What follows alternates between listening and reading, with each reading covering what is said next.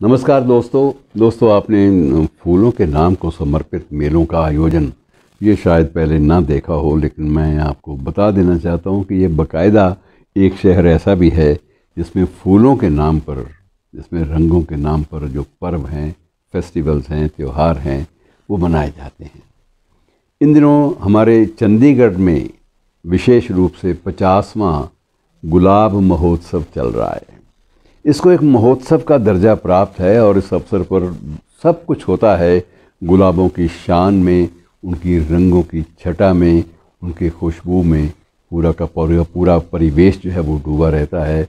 मित्रों, इसी संदर्भ में मैं आपको छोटी सी बात का हवाला देना चाहूँगा। गालिबन ये खलील जिब्रान की है और उसको बाद में स्वामी विवेकानंद ने भी एक स्थान पर उसको उद्धृत किया था कि एक व्यक्ति से कहा गया कि तुम संस्कारों की बात चल पड़े कि संस्कार कैसे होते हैं। तो संस्कारों की बात करते हुए गुरु ने कहा अपने शिष्यों से, तुम ऐसा करो, गुलाब के जो जड़ें होती हैं वहाँ की थोड़ी सी मिट्टी ले आओ।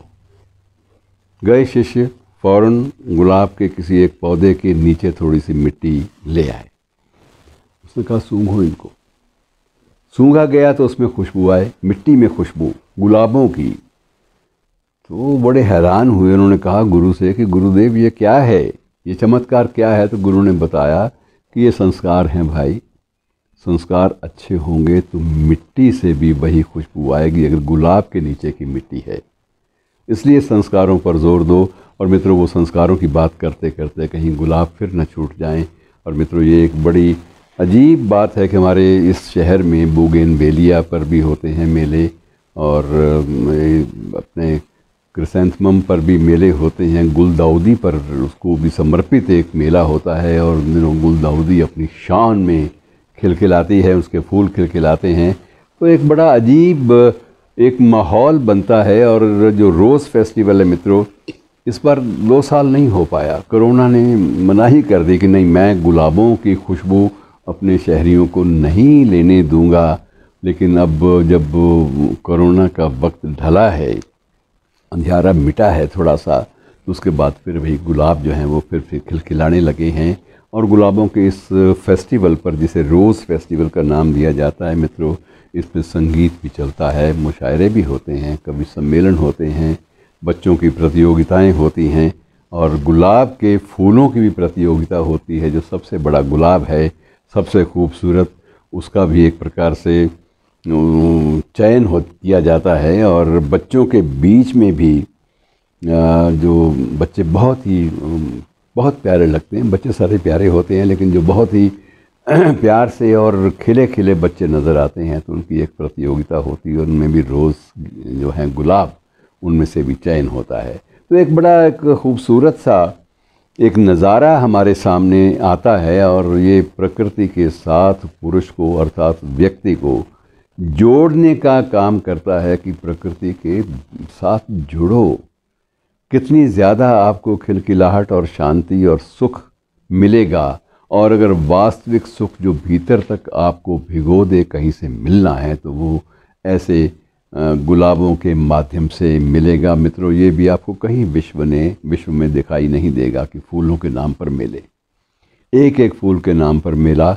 तो ये जो है ये गज़ब का एक फेस्टिवल है जिसमें कव्वालियाँ भी होती हैं, जिसमें लोग गायक आते हैं, लोग नर्तक आते हैं गुलाब के फूलों को सलाम करने के लिए, उनका एहतराम करने के लिए, उन्हें प्रणाम करने के लिए।